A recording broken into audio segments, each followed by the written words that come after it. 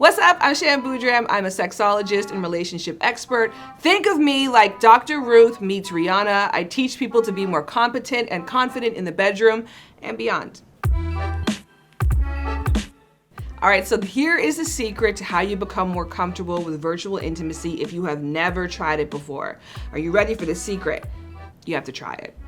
You have to practice. So anything that you've never done before is going to feel weird. It's going to feel foreign. It doesn't mean that you do not have a knack for it. It doesn't mean that you're just too awkward or too weird to give it a try. It just means you haven't given yourself the benefit of exposure. Now, if it is your first time doing so, allow the awkwardness to be a part of the experience. The great thing about sex of any kind is what makes sex amazing is you. Your authentic, natural reactions in the moment. But my best advice, get that camera out for yourself, hit record so you can watch it back later, and play with yourself for a bit.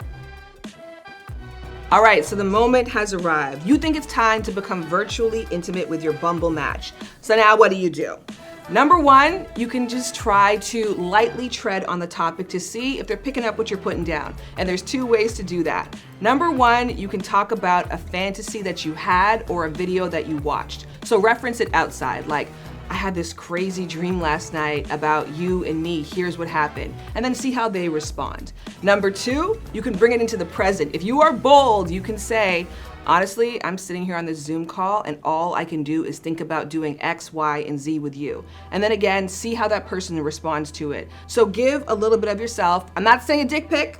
I'm not saying a full-on nude. I'm saying put out a feeler out there, either about a fantasy or a current reality, and see how the person reacts to it. If they react favorably and they have responses or questions for you, it might be time to say, hey, can you come on camera right now? There's a multitude of other ways to communicate sexually without having to go the video route, like voice notes, for example. That way you can script it out before, you can practice, you can listen to it before you send it. That could be great. Or erotic texts, long, lengthy, Harlequin-style texts that really describe exactly what you want to do and have done to you. Of course, there is emoji sexting as well too. Use those to your advantage. And the art of the nude, and art is a very big, important part of that. Maybe you're more the kind of person who wants to take mysterious, tasteful photos that communicate a sexual energy without being as overt as being on camera. So again, it's about finding a medium that makes you feel sexy and celebrated and gets the job done for you and your partner.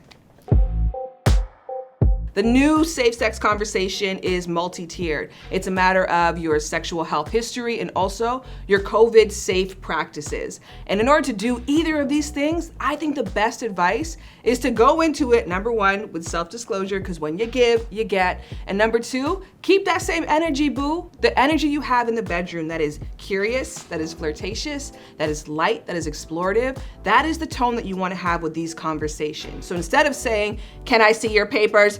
Are you COVID negative or positive? You're gonna say to somebody, hey, last week I got a test for COVID. It was such a crazy experience, but I'm so glad that I did it because I have somebody at home who is at risk and I really wanna take care of. What have you been doing during the pandemic? Having these conversations where you give a bit of yourself and you ask in an inviting way that seems like you don't have an agenda, that can make the world of difference. So lead with curiosity, lead with a smile, make it a little bit cheeky, but get to the damn point because you need to know someone's status.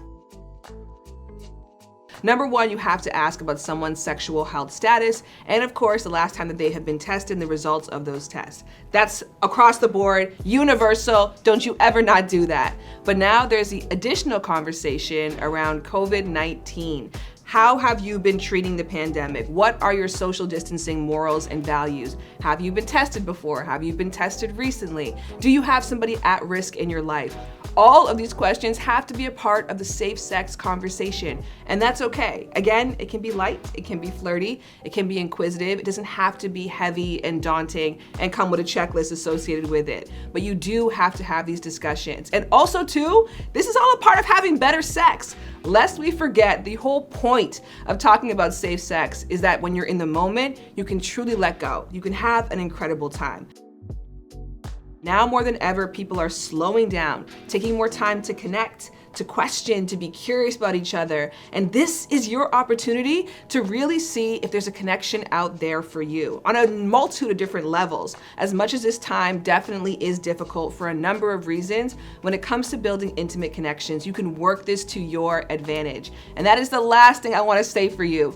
Dating is never going to die. Love is never going to die. If there is one thing that we learned through this time, is that when everything else is in shambles, when everything else is caving, nothing is going to hold you down and up like your close, intimate relationships. So invest your time in those. And trust me, even though it feels like we're more far away than ever during this time, we're a lot closer than you think. But just putting your hand out or picking your phone up, I mean, that can make all the difference.